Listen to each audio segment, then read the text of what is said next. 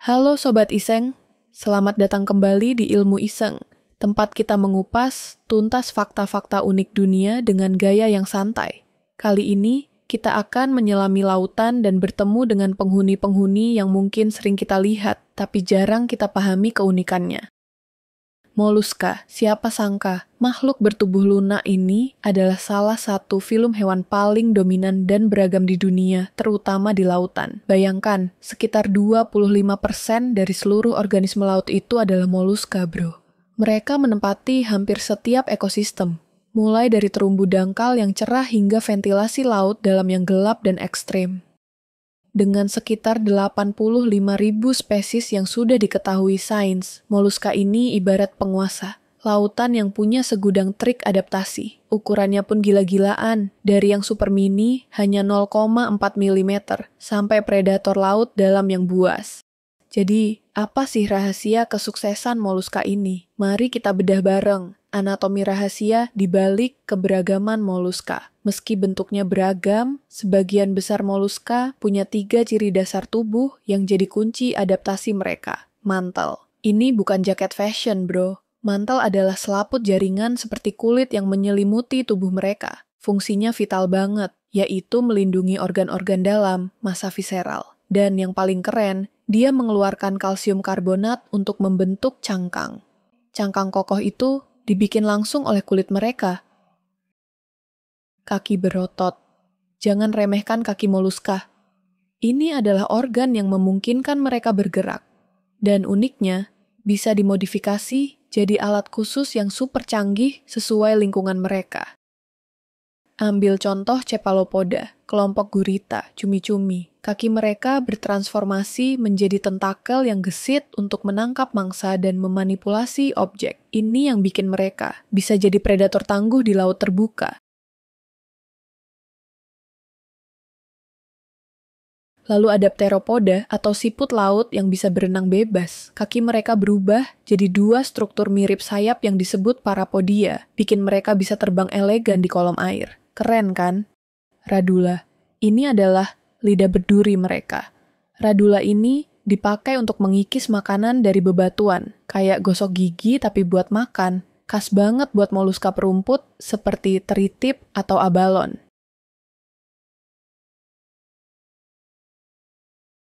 Inovasi cangkang, rumah sekaligus perisai cangkang, adalah salah satu adaptasi paling ikonik dari moluska, terutama pada kelompok gastropoda, siput, dan keong. Mereka punya cangkang tunggal berbentuk spiral atau kerucut yang menebal untuk melindungi tubuh lunaknya.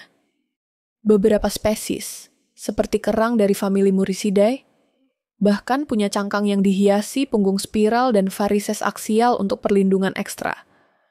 Ini bukan cuma buat gaya, tapi benteng pertahanan. Ada juga operculum, penutup tulang yang berfungsi sebagai pintu cangkang.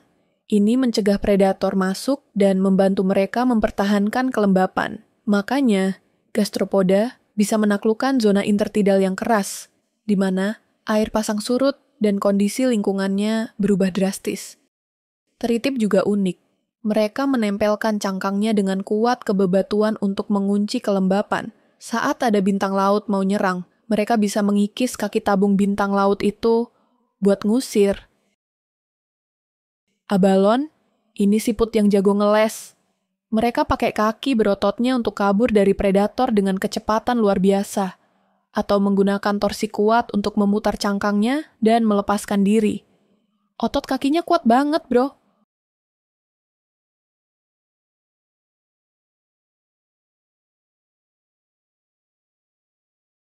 Tapi ada yang paling iseng, siput kaki bersisik. Hidup di dekat ventilasi hidrotermal laut dalam, siput ini membangun lapisan pelindung besi sulfida pada cangkang dan kakinya. Bayangkan, hidup di tempat super panas, tekanan tinggi, asam kuat, dan oksigen minim, tapi dia bisa bikin baju zirah dari besi. Ilmu iseng banget kan? Namun, tidak semua moluska punya cangkang. Contohnya nudibranch atau siput laut telanjang.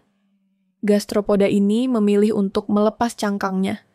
dan mengembangkan mekanisme pertahanan alternatif yang enggak kalah iseng.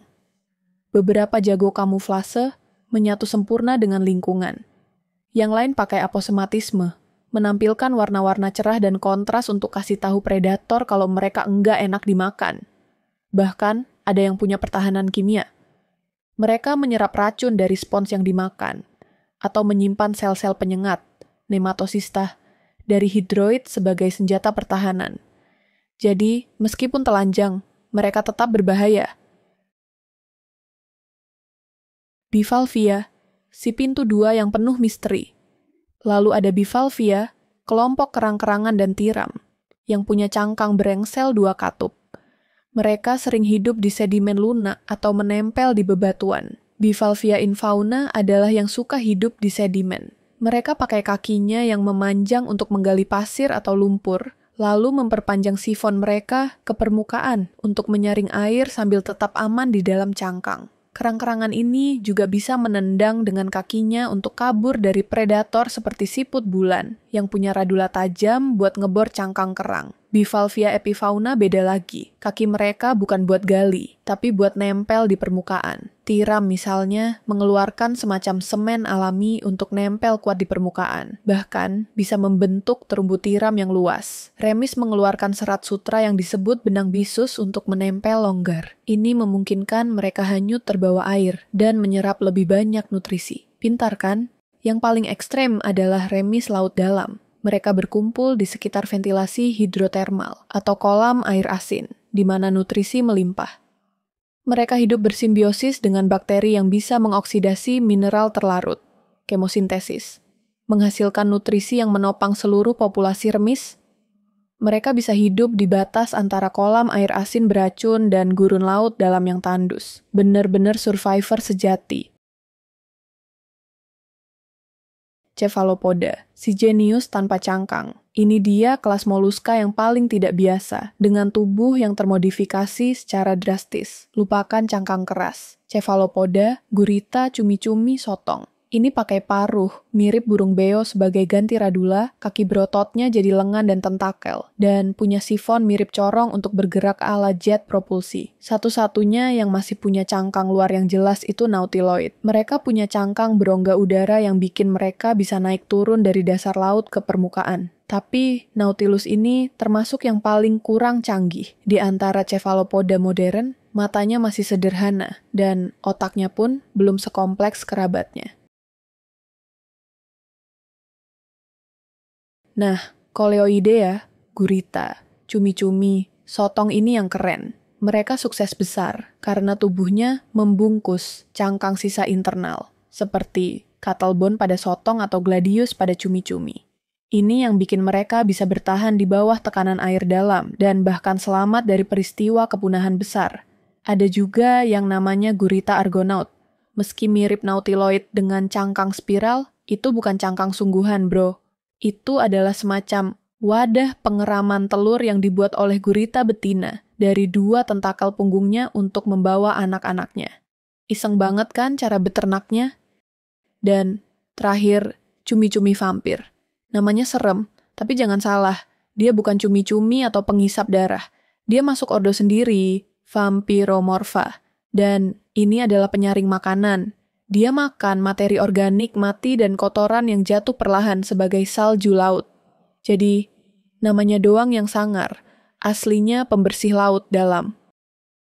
Sobat iseng, dari semua kisah moluska ini, kita bisa mengambil satu kesimpulan sederhana.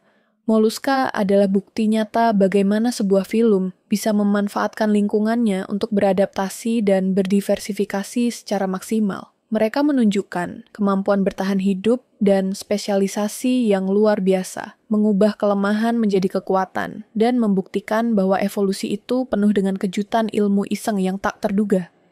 Gimana? Dapat ilmu baru kan? Kalau kamu suka video ini, jangan lupa like, komen, share ke teman-temanmu.